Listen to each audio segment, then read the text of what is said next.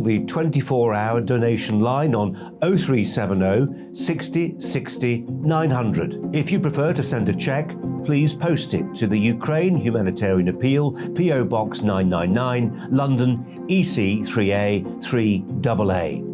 To give £10 on your mobile, simply text the word crisis to 70150. Standard network charges apply for calls and you must be 16 or over. Texts are charged at the standard network rate and your £10 donation will be added to your bill. 100% of your donation goes directly to the DEC to save lives and deliver critical support where it's needed.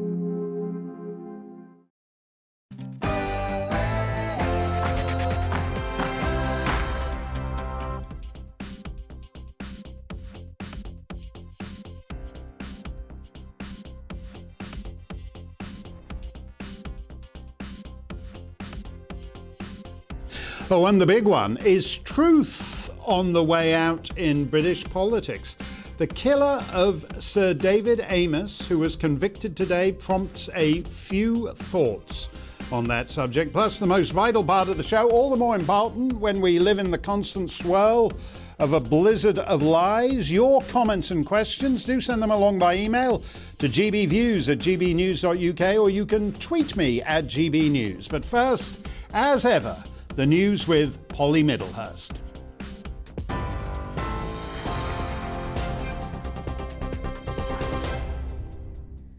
Mark, thank you. The top story this hour. The terrorist found guilty of murdering Conservative MP Sir David Amess refused to stand up in the dock today as jurors delivered their verdict. Harbi repeatedly stabbed the Conservative MP in his Essex constituency last October. The 26-year-old was also found guilty of preparing acts of terrorism and is due to be sentenced on Wednesday. Our Home Affairs and Security editor, Mark White, has more. Yes, we're TA, we're waiting. Outside this Baptist church in Leigh-on-Sea, the first police arrived to reports of a horrific stabbing. They say he's got a knife and he's just stabbed someone. He's got a knife, but he's allowing you to go in and see the Lying critically wounded inside the church, local MP Sir David Amess. At the same time, we've got the taser unit 1 minute away, so we're going to go in and put the taser. Just moments earlier, frantic 999 calls for help. Please, quick now. The man is wielding a knife and he's threatened me. He's killed David Amess at Belfast Methodist Church. With the attackers still inside, the unarmed officers decide they have to push forward. Mate, drop the knife! Drop the knife now! Get it down! We got it. Right, search him. With the attackers subdued, medics were finally able to reach the stricken MP. But Sir David died at the scene, having suffered more than 20 stab injuries. As he was booked into custody, terrorist Harbi openly admitted his motivation. Domestic or hate-related in any way? Pardon? Terror. Earlier, CCTV captured him leaving his London home, heading for Sir David's regular constituency surgery. In his rucksack, the 12-inch-long murder weapon. When I first came in, Despite denying murder in court, in police interviews, the 26-year-old was more candid. Mr. Annie, is this a terrorist attack? I mean, I guess, yeah, I killed an MP and I've done it. Yeah. Okay. Ali showed the first signs of radicalisation in 2014 and was briefly referred to counter-extremism programmes. It's a reflection of the challenge we face in counter-terrorism today. So after 16 years as a counter-terrorism detective, the threat has diversified significantly. And if an individual is going to sit at home on their own, conducting research, and not tell anyone else about their case, that's part of the challenge that we face. But we do that with the family of those that have been radicalised, with the public, to take every attempt to disrupt and detect terrorism where we can. Ali had been planning an attack for at least 5 years before he finally struck, scoping out a number of potential victims, including Cabinet Minister Michael Gove, even writing down possible methods of attack, like targeting him during his morning jog. Fellow Cabinet Minister Dominic Raab and Labour leader Sir Keir Starmer were also in his sights. Southend should be the city of culture. In the end, he settled on Sir David Amess, an easy target, always accessible to his constituents. David was a very special person, and that is why there's been such a deep feeling of tragedy after his murder. This was no ordinary MP, this was someone who was completely dedicated to his job. And to lose someone like that, I think it's affected us all. It's certainly affected me very badly. That feeling of profound loss was felt most keenly in Sir David's constituency, where locals developed a deep respect for a politician who dedicated much of his time to campaigning for Southend to gain city status. That mission completed posthumously. As he begins life behind bars, Sir David's killer has never shown any remorse for the murder of a much-loved and deeply respected Member of Parliament. Mark White, GB News. Well, in other news today, the Austrian Chancellor says his meeting with Vladimir Putin in Moscow did not leave him optimistic. He told reporters the Russian offensive in eastern Ukraine is evidently being prepared on a massive scale. Karl Nehammer is the first EU leader to meet Vladimir Putin in Moscow since the invasion began. And the Conservative Party has expelled Imran Ahmed Khan with immediate effect after the MP was found guilty of sexually assaulting a 15-year-old boy. Southwark Crown Court heard how Khan forced the teenager to drink alcohol and watch pornography before the assault took place in 2008. His lawyers say he plans to appeal. On TV, online and on your radio via DAB+, you're with GB News. Now back to Mark Steyn.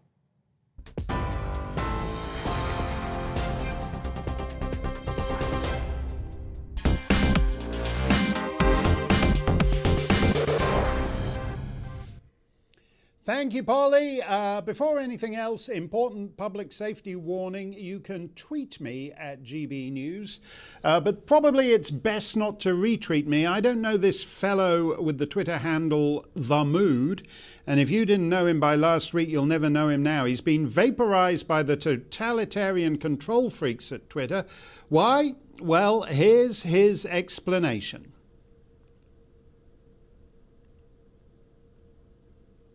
Despite my Twitter account being permanently suspended for sharing a GB News clip of the Mark Steyn Show. Oh my, I'm very sorry for the guy. All I did was quote in that segment reports from various agencies of Her Majesty's government, official reports. But that's enough to get you booted from Twitter now, apparently. All I'm interested in doing is expanding the conversation a little. For example, as you just heard from Polly, last October, Sir David Amess, Member of Parliament for Southend West, was stabbed to death over 20 times by a man shouting Allahu Akbar. The media and the political class then added insult to fatal injury by assuring us that he was killed by the coarsening of public discourse in the UK. Sir Lindsay Hoyle, the woeful mediocrity who serves as Speaker of the House of Commons, get your wig on. He's without a wig there. Put your wig on. Real speakers wear wigs. Sir Lindsay, the wigless, simpered that, quote, the conversation has to be kinder and based on respect. There was general agreement that Labour's deputy leader, Angela Rayner, who had called Tories scum, was somehow connected with this excitable Somali chap going all stabby stabby. All these people claiming to be Sir David's friend, nevertheless were willing to lie to the nation about why he died. He was killed by a man called Harbi, the son of an advisor to, no, not Angela Rayner, oddly enough, but to a former Somali Prime Minister. Mr. Ali had been referred to the laughably misnamed Prevent a full 7 years ago when he was still in the sixth form, and had even been interviewed by Her Majesty's Constabulary on what he thought about the British government. But he knew how to play that one. Quote, just nod, say yes, and they'll leave you alone afterwards. And they did, unquote. So he was not a lone wolf, but a known wolf, as I've been saying for a decade and a half now. Last week, Mr. Ali told the court all the things any creature more sentient than an earthworm could have predicted, he'd say. He wanted to join ISIS, but it was too difficult getting over to Syria, so he decided to kill Sir David in Southend instead. Quote, "I thought I couldn't go join Islamic State. I should try and do something here to help Muslims here." So to help Muslims here, he murdered an MP. No, Mr. Ali doesn't describe it as murder because, quote, "I don't think it's unlawful," which is why, presumably, as the jury read out the verdict in an English court, he declined to stand. So, amazingly enough, Sir Lindsay Hoyle and all those MPs and all those ghastly columns about the tone of our public discourse were all total blithering, codswalloping balderdash. A couple of quotes. The Guardian, Nadine Dorris commits to online safety reforms in memory of David Amess. Sky News, US Capitol riot shows what happens when you whip up a mob, Speaker warns after MP's murder. So according to Sir Lindsay, it's all something to do with the same kind of thing as Donald Trump was whipping up on January the 6th in America. The Evening Standard says, man who emailed Angela Rayner felt she was partially responsible for Amess' death because apparently sons of advisors to Somali prime ministers don't like to be told that Tories are scum without being able to act on it. The iPaper says ban anonymous social media accounts under David's law, murdered MP's friend says. You're not really much of a friend if you talk complete rubbish about why he was murdered. We dishonour an honourable man when we lie about why he is dead in the most bloody and brutal way possible. Andy No is on the internet and on the streets and is the author of Unmasked, Inside Antifa's Radical Plan to Destroy Democracy, and he's a man you should pay attention to. Andy, you've seen this in America and elsewhere around the world, but it's particularly galling when it's so obvious as it was last fall here. Why cannot we tell the truth of why this man is dead? Well, what struck me as an American when I heard this news last year of the brutal killing of an MP in a church, which, by the way, throughout the entire British history of since Parliament has existed, there's only been very, very few who have been killed while serving office. So it's historical in that way. Just what surprised me is that how quickly the British public just forgot about the killing of one of its member of parliaments. You saw then and you see now more coverage on American issues such as the 6th of January or other things like that. But over and over for years now, this is no surprise to you and I, whenever there's a suspicion that there's a jihadist nexus to any of these deadly attacks in my country or your country or somewhere else in Western Europe, the response from the public and the press and politicians and the chattering classes is to look away.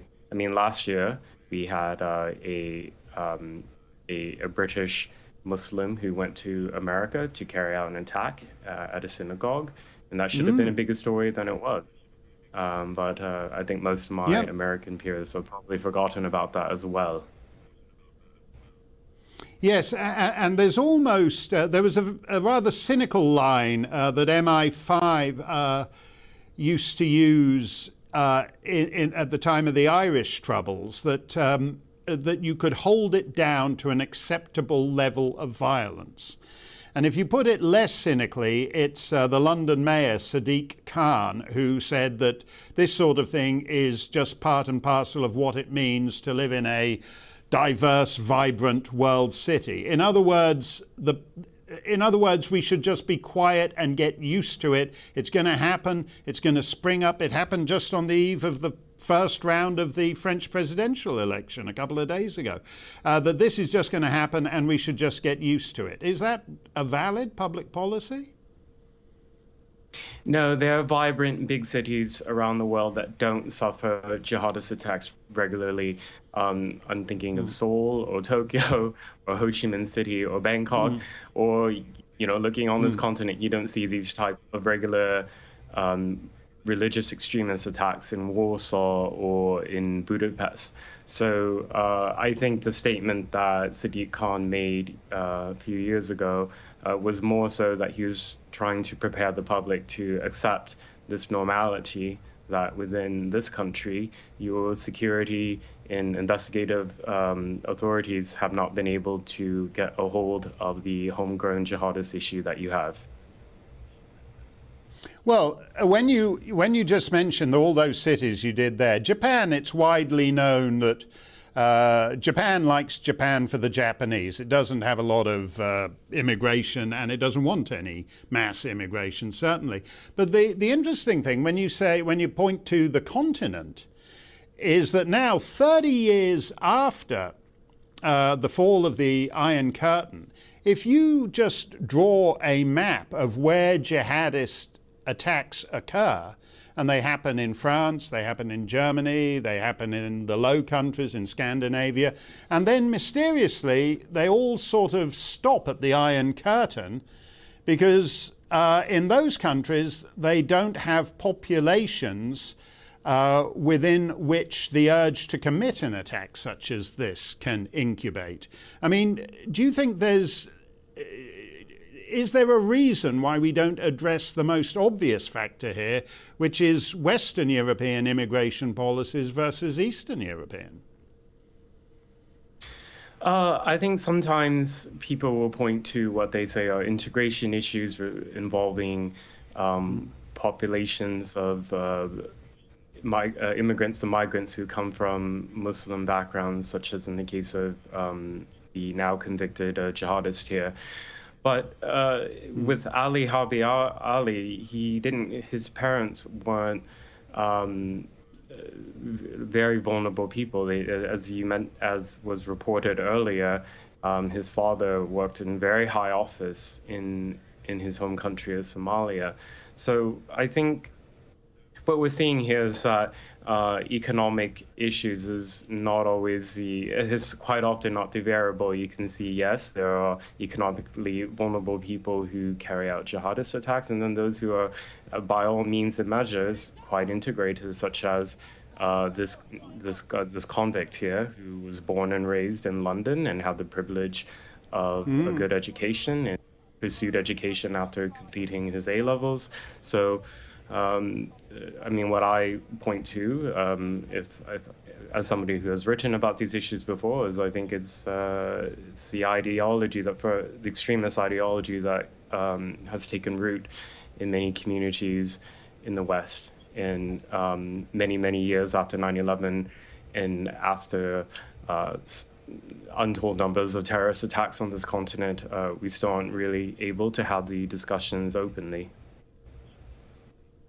Yeah, while you were talking, we were just looking at some of this extremely violent footage of the unarmed constables taking down this attacker.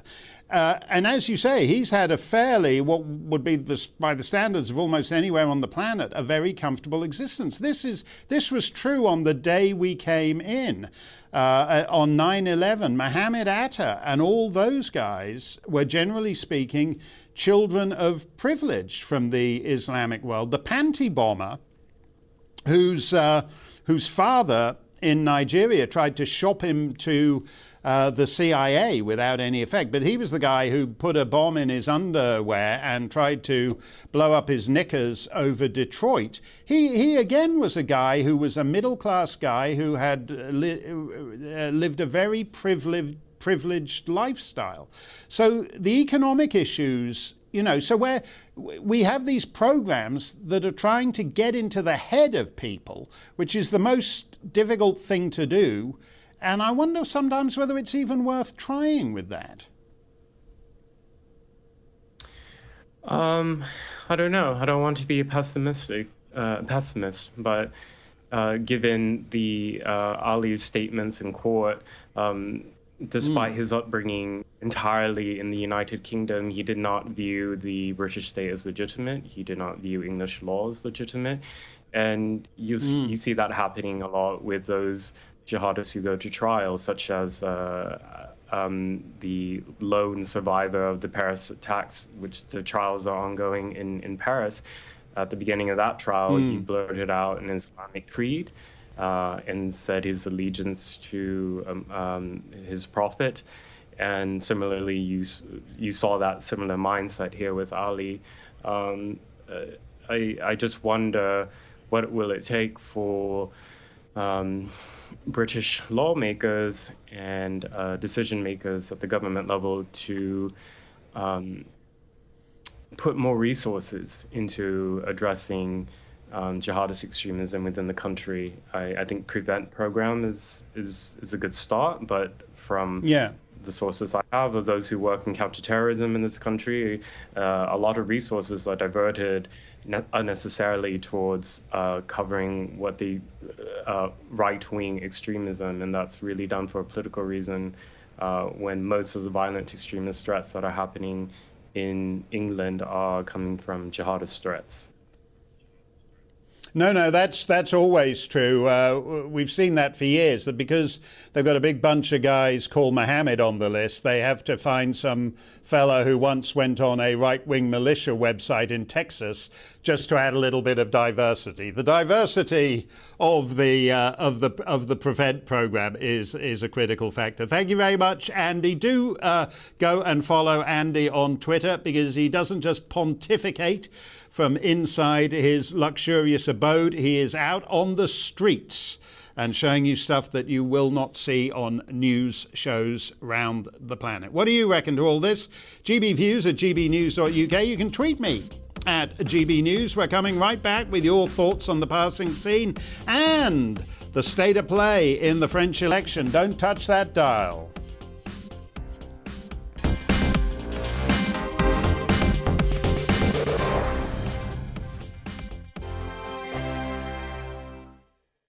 Europe is in the grip of the most devastating humanitarian crisis since World War II. The people of Ukraine are facing unimaginable suffering as their homes are destroyed and their loved ones are killed.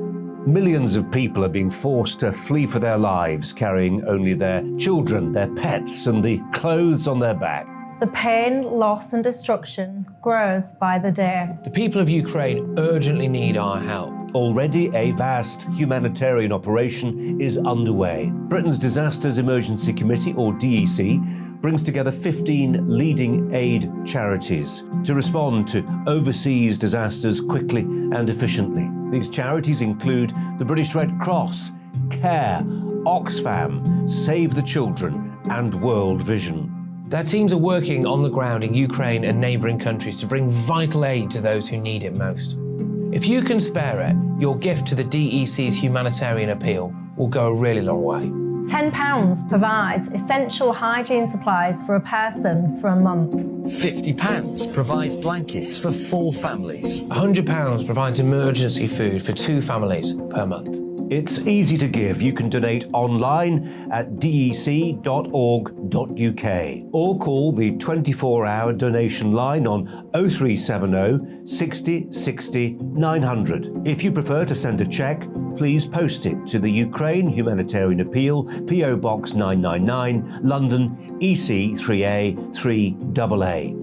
To give £10 on your mobile, simply text the word crisis to 70150. Standard network charges apply for calls and you must be 16 or over. Texts are charged at the standard network rate and your £10 donation will be added to your bill. 100% of your donation goes directly to the DEC to save lives and deliver critical support where it's needed.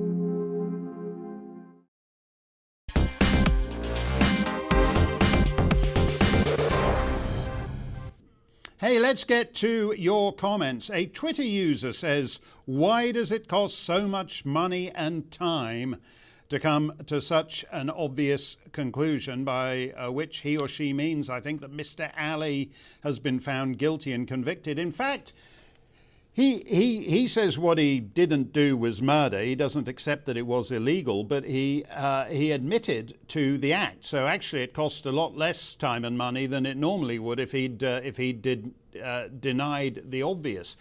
What I find interesting, though, and this is the point, it was known that it was a terrorist attack because the constabulary told us so within a couple of hours of it happening. And it was known, too, that the accused was this man, Mr. Ali. So the nature of what was going on. This is why I hold Sir Lindsay Hoyle in complete contempt. And by the way, when a member of the public, such as myself, holds the Speaker of the House of Commons in contempt, that's what he's supposed to do to MPs. So the fact that he in fact is contemptible is disturbing. But Sir Lindsay Hoyle, the wigless speaker, knew the reality of the situation and chose to drag in January 6th, oh, scary right-wing American fascist Trumpy haters, whoa, whoa, whoa, whoa, whoa. He even did it. He even drove someone to threaten Angela Rayner. I got no use for Angela Rayner. I think she's a complete nitwit. But I don't think she deserves to be connected to a jihadist terrorist attack as our political, we need to tone down we all need to, no we don't, there's enough lies. The political discourse in this country is basically 90% complete crap, as it was over the murder of Sir David Amess. It was a horrible way to die. I would far rather take a bullet than take a knife, because if you survive, the knife will do far more damage to you than a bullet wound will. It's a horrible way to die, and his family has never gotten over it. And the least we could do is not lie about why he's dead. Let's see what else Elwood. If he'd had an armed close protection officer, he would be playing with his grandchildren and a young man would be in prison. Your English niceness will get you killed. You know, I miss English niceness. I'm not sure it ever was a thing. You know, a lot of the English aren't nice. But the one thing you could say for them is that their politicians didn't need to go around with protection officers, because politics in the United Kingdom was not that kind of sport. Andy No mentioned there have only been a very few instances of this over the centuries, and most of them were connected with the so-called Irish question, which is, which one would expect to cause certain frictions, because the people who are doing it don't want to be in the same country as you. So there have been incidents of Irish targeting of members of Parliament. No one denies that. But this idea now that every MP whose name you've never heard of, who's going to a constituency surgery, should have to have a protection officer is absolutely terrible. Absolutely terrible. It's no way to run a free society. And actually the worst, one of the deformities of our society, which is the huge increasing gulf between the governed and the governing class, would only widen under that suggestion. Okay, ladies and gentlemen, the leader of the free world. America is a nation that can be defined in a single word. I was in the the foothills of the Himalayas with Xi Jinping, traveling with him. I guess we traveled 17,000 miles when I was vice president. I don't know that for a fact.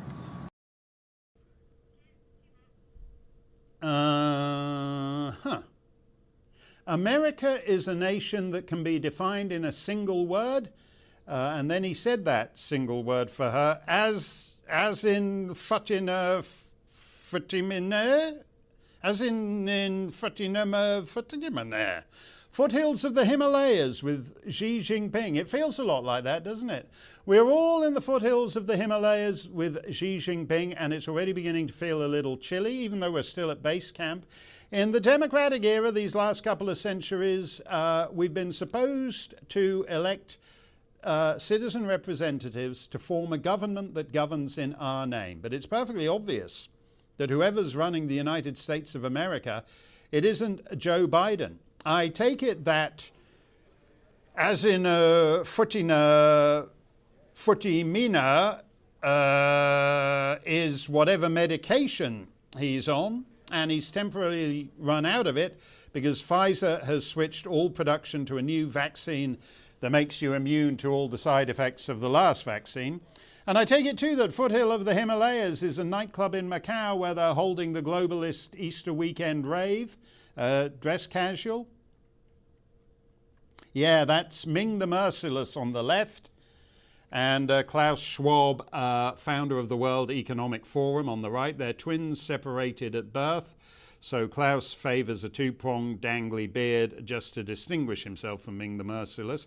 It's plain when Joe Biden is muttering into his prompter, as in Futimina, that someone else is running America, maybe Rishi Sunak with his US green card. After all, given that the tax burden is its highest in 70 years, it's pretty obvious that being Chancellor of the Exchequer is only a weekend job. Do you remember the film Green Card?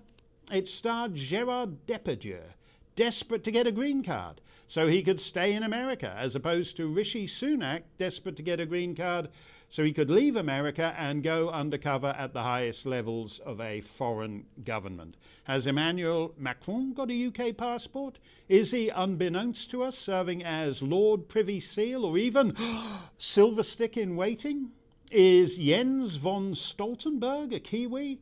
It's almost as if we're governed by men of all nationalities and none. That said, in France, in forlorn contrast to America, Britain and Britannia's lion cubs beyond the seas, in contrast to the Anglosphere, in election season in France, they are at least permitted to try to move what they call the Overton window, or as they say in Paris, la fenêtre de Monsieur Overton.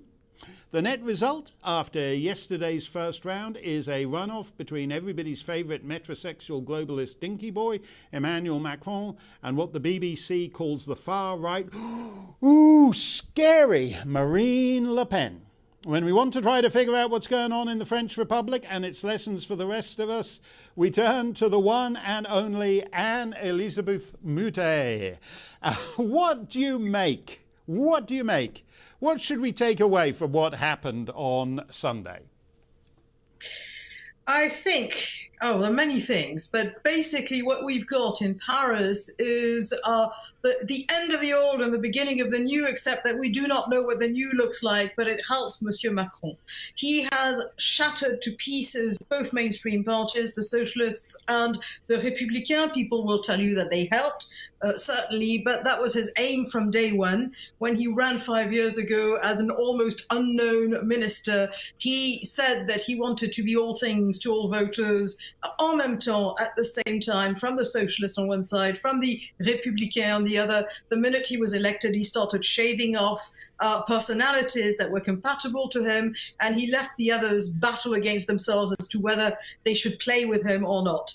And now we see the result. We've got two parties that are mainstream parties, parties that govern the country regularly until recently, the Socialists and the Républicains, and they are bankrupt. And I do not mean bankrupt in a metaphorical way. I mean, they really are bankrupt because they scored under 5% of the vote, and therefore they will not be reimbursed of their campaign costs, and their coffers are empty. I mean, they face annihilation. Champion in reverse is Anne Hidalgo, the Paris mayor, who scored 1.7% for the party that was François Mitterrand's party, but Valérie Pécresse did 4.7%, and that's not very good either. So Macron now says, I'm alone, and in face of me, as you said just before, is the beast, Marine Le Pen, the fascist. You know, is this such a choice? It's an interesting situation, but it's not a very democratic situation. Well, I find that that's an interesting point you've made there, because as you say, Anne Hidalgo was down to like 1.7%. I mean, I'm reasonably confident that I could get more than 1.7% in the first round of a French election. I'm not even French. And the centre-right candidate, Madame Pécresse, she got, I think, 4.7%. But you credit Macron with destroying these parties rather than with Marine Le Pen and the rise of what the BBC and Le Monde all call the far right and the hard left. And it's Macron who's destroyed the mainstream, is it? He always wanted to face Marine Le Pen, and until very recently, he didn't fear the hard left Jean-Luc Mélenchon, although a lot of left-wing votes feel it's a bit like it's like Jeremy Corbyn or Bernie Sanders on steroids.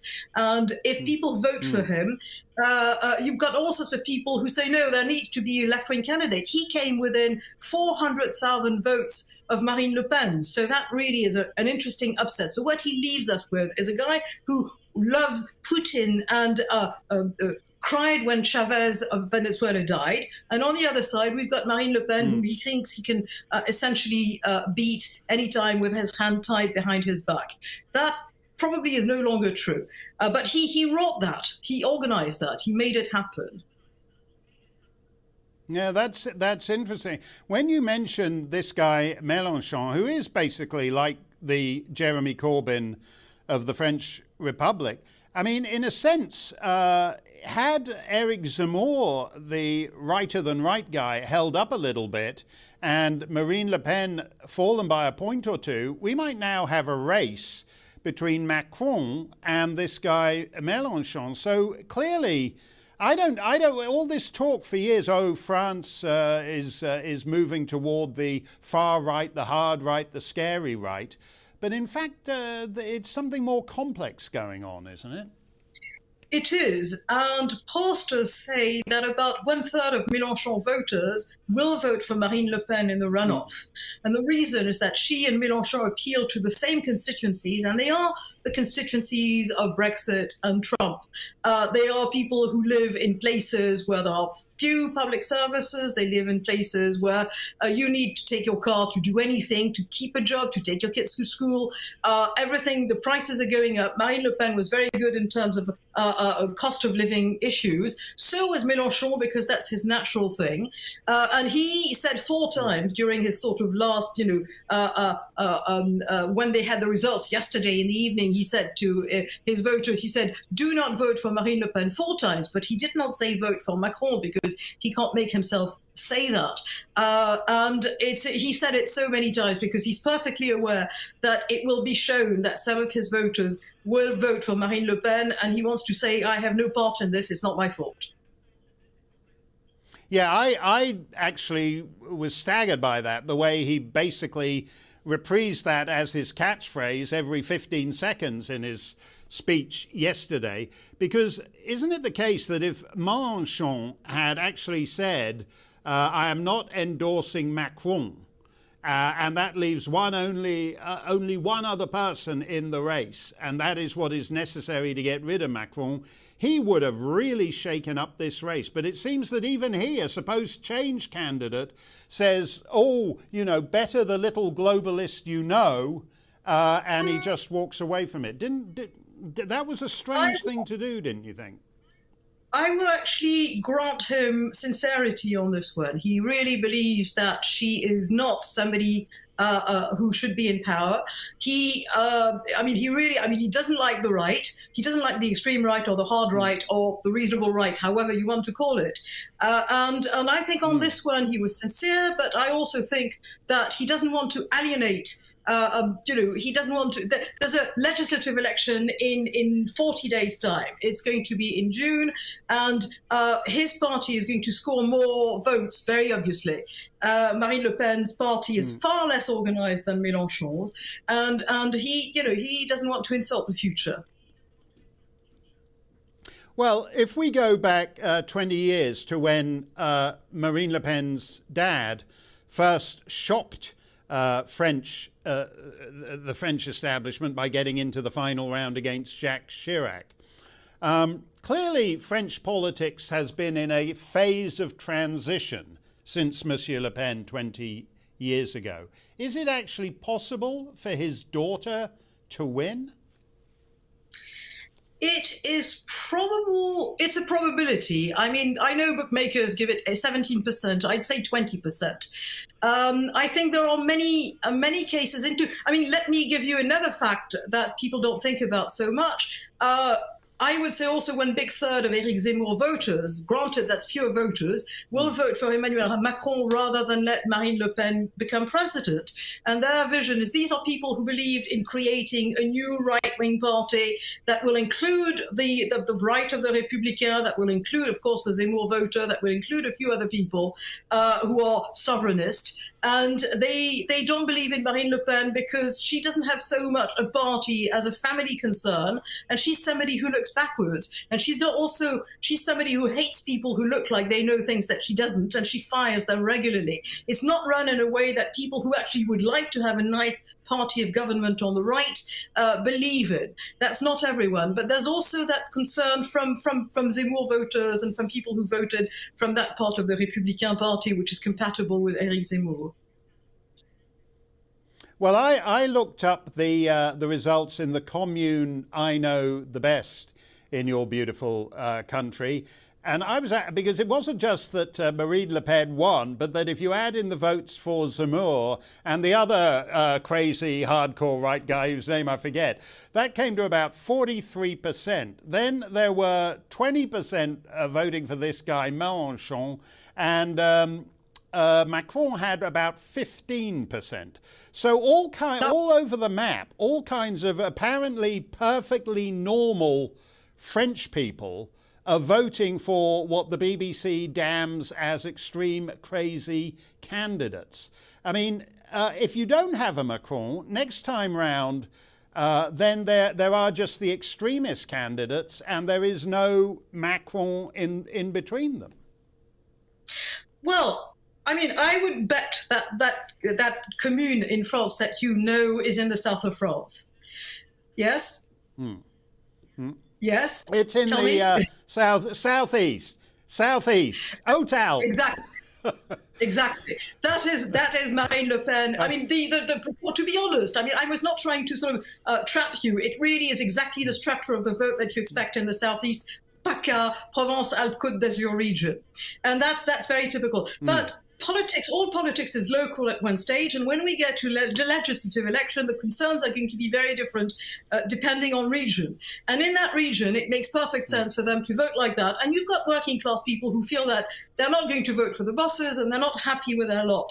So that's understandable. There are other places in France, for instance, where the economic situation is not necessarily better, but the local interest and local structure are completely different. If you go not so far away from Provence, Alpes-Côte d'Azur, and you go to Midi-Pyrénées, and you've got people who will vote for Mélenchon but not for Marine Le Pen. In Brittany, you've got people who will vote for Macron. It's a complicated country, and I would bore people to tears if I started explaining, one region or the other. But it's, it makes it amusing, but it's plus compliqué. Well, as you say, France is a complicated country. The UK is. It has 4 constituent nations, none of whom particularly like each other, as far as I can tell. But it doesn't throw up candidates like these. Do you find it interesting that this has happened in France, and there's no real equivalent to someone like Madame Le Pen or Monsieur Zemmour is basically the same autobiography as Boris Johnson. So he's a man who's been around the media, he goes on TV and radio, but Boris would never say anything like the stuff Monsieur Zemmour says. What do you think there would be a chance for this kind of populist politics, as it were, in the UK? I think in the UK you have something that we haven't been able to achieve in France, which I personally regret a great deal. You have the Tory party, and the Tory party is 300 years old, more or less, and it is still recognizable as the Tory party, but it's enough of a big tent that you've got complete, the Remainer wing, and you've got people who absolutely are like Macron, and then you've got people who are close to Nigel Farage, but who are, you've got everything. You've got a right wing of the Tory party, you've got all sorts of things, but still they know what they belong to. They're not just their opinions. They also know that there's a political tradition, an old political tradition, and they live in that. And it's very different in France, where we don't have really a tradition of a big tent. Macron is now talking about creating a moderate big tent, and he's received with jeers from people who until then loved him. So that's also an interesting development. But I like the both parties in Britain, because the fact that you've got all sorts of opinion within a left-wing party and a right-wing party mean that at the end of the day you can have debate, and it remains relatively civilized. Not always, but it's much, in my view, as somebody who likes democracy, it is much better than what we have here. I think there's a lot of British subjects who might disagree with you on that. But we'll leave it there, Anne Elizabeth, and we shall watch the polls with interest, because the one thing we do know is it's going to be way tighter than it was 5 years ago. Merci, Madame Moutet. À la prochaine. Coming up, we have Stump the... Thank you. Coming up, she knows how terrible my French is. She's seen me with waiters. Coming up, Stump the Steyn, GBViews at gbnews.uk. That's my email. You can tweet me at GBNews. Ask me anything. Ad hominem attacks. We love them. Plus, the Islamabad Glamourpuss is out. We'll bring you that and lots more straight ahead.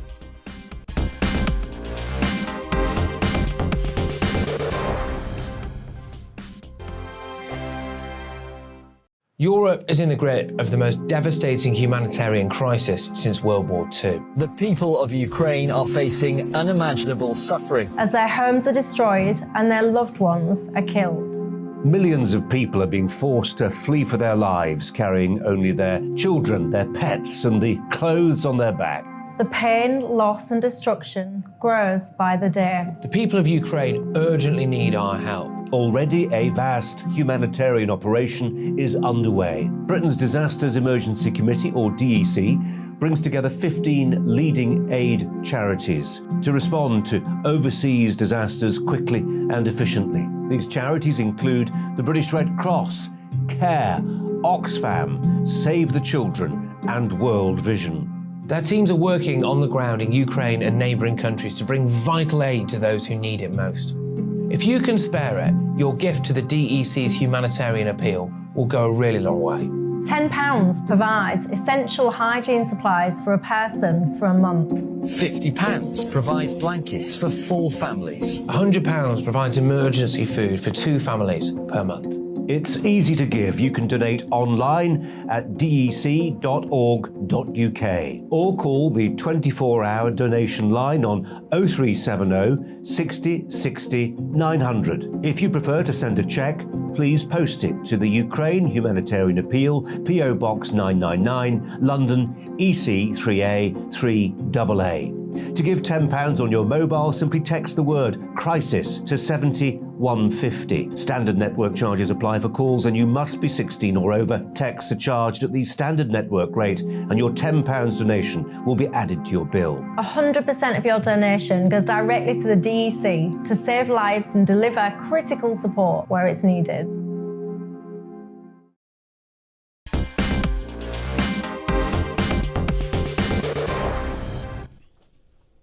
In Islamabad, Imran Khan, the glamorous Playboy cricket captain turned Pakistani Prime Minister, not the Imran Khan, the Tory backbencher, who was convicted of sexual assault earlier today on a minor.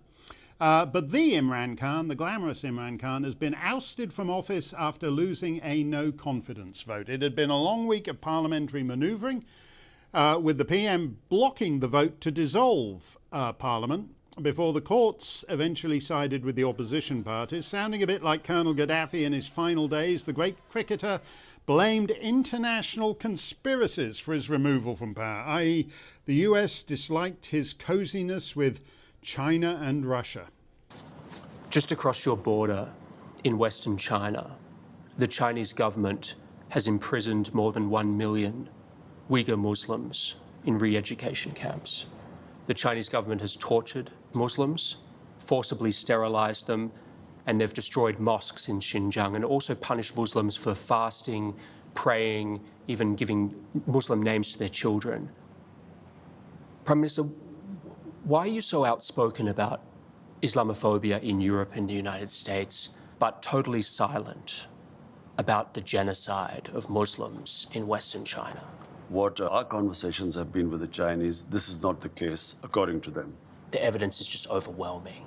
Whatever issues we have with the Chinese, we speak to them behind closed doors.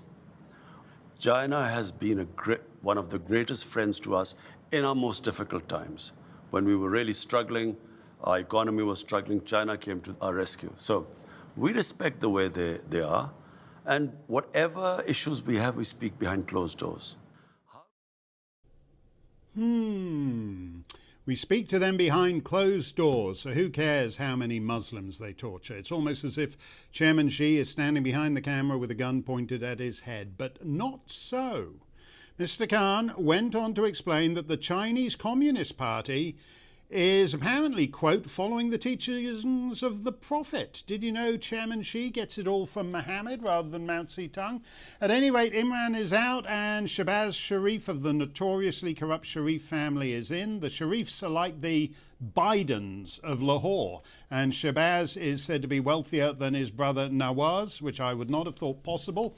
I'm joined by former Brexit Party MEP Ben Habib. This is the first time any Pakistani Prime Minister has been turfed by a vote of no confidence. What do you make of it, Ben? Well, I think it's the right decision. I thought your opening clips were brilliant. They absolutely summarised the difficult position in which Pakistan finds itself. You have a Prime Minister in Imran Khan, who recognises he needs aid, he needs trade, he needs support. He's not getting it from the West, so he will go to China. He will trade with Russia if he has to in order to get what he needs to get. And yet he's got this difficulty reconciling that as a democratic leader of Pakistan with the basic grassroots needs to appeal to the Muslim vote. And he found himself in real difficulty answering that question over the Uyghurs. And that is inherently the problem that Pakistan faces. It has to ally with China because the West has effectively turned its back on Pakistan, and yet China is an abuser of Muslims, and Khan has to appeal to the Muslim vote in order to stay in power. It's a complete muddle. Does the West go wrong with all this talk of values? I mean, China basically treats everyone as a sort of cold-hearted mercantile republic. They don't really care what your attitude to transgender bathrooms is, as long as you serve their bottom line in cruder ways. Yeah, I mean, I think one of the greatest mistakes the West has made over the last, 40 years, so most of my life, is that it exercises its international trade policy backed up with its ideology. And if they don't meet, the trade policy doesn't operate. So, we've gone abroad and we've tried to export democracy through trade. And if that hasn't worked, we've done it down the barrel of a gun. We tried that in Afghanistan, we've tried it in Iraq, we've tried it in Syria, Libya, Egypt. We didn't like the results in Egypt. There have been problems as a result of this ideological drive behind our foreign policy that has left us actually ever more isolated from the Near and Middle East and parts of Southeast Asia. Whereas China, as you rightly say, Mark, does not export its ideology with its trade. China is a mercantilist country with a very strong internal ideology, but not one that it exports. So in Pakistan, for example, it's made a commitment of $70 billion worth of investment. That compares to about $500 million per annum commitment by the US and the UK. And I know that the US and the UK complain bitterly that after giving all this money to Pakistan, Pakistan doesn't pivot towards the West. But when it's faced with this massive influx, billions and billions of dollars from China, it's not going to pivot west. And it's certainly not going to do it for aid. What we need to do in the West is actually learn the lessons which our forefathers well knew. Our forefathers who went to the subcontinent back in the 19th century and recognized that the way to influence and exercise British interests in the subcontinent was through trade and not the exportation of ideology. The Chinese get it. We need to relearn that lesson. We need to relearn it fast. That's a fascinating point, Ben. You can say what you like about the East India Company, but they were just about the company's bottom line. They didn't have any views on. They didn't fly the rainbow flag like the US Embassy in Kabul did a couple of weeks before the Taliban took over. That's a terrific view of the situation. We'll see what Imran does next. He has many fans in the UK. Thank you very much, Ben. Let's close it out with a bit of stumping. What's this from Ken? Kenneth says, tell us about your musical side. Is that some kind of slur? It used to be, you know, back in the days when we were less orientationally secure, people used to say, oh, he seems a bit musical. Do I seem a bit musical? Is that how I'm coming across? Polly says via Twitter, why do you think so many British MPs meekly and unquestioningly complied with the government's tyrannical COVID narrative? Well, you look and what Professor Pantsdown was saying about, you know, when he was making these predictions, his models showed, you know, millions and millions of people are going to die. It's asking an awful lot for a politician to show any courage when millions of people are going to die. What's odd, though, is that when millions of people don't die, that they then don't show any courage. Les via Twitter says, you're a much younger and cleverer man than me, Mark. However, can you advise me where you buy your great suits, ties and silk hankies, as my fiancé says I need to up my game for the honeymoon? Oh my word! I don't think it's going to work for you, Les. It's not. You could be wearing my tie, and it's not going to do anything for you. You'd be much better off letting me handle the honeymoon, and you going back to Bognor for a couple of weeks. Anthony says, was Invisible Touch Genesis's finest? I'm very boring on Genesis. I know what I like in your wardrobe. Actually, just as Les knows what he likes in my wardrobe. Okay, that'll do it. Never fear, Dan Wootton's here to make your Monday magnificent for 2 marvy hours. Stay safe, stay free. Hello, I'm Aidan McGivern from the Met Office. Warmer and drier weather is on the way for this Easter weekend, but before that happens, some cloud and rain to talk about. Those outbreaks of rain are currently moving around an area of low pressure which sits to the southwest of the UK. With that low to the southwest, various features are running north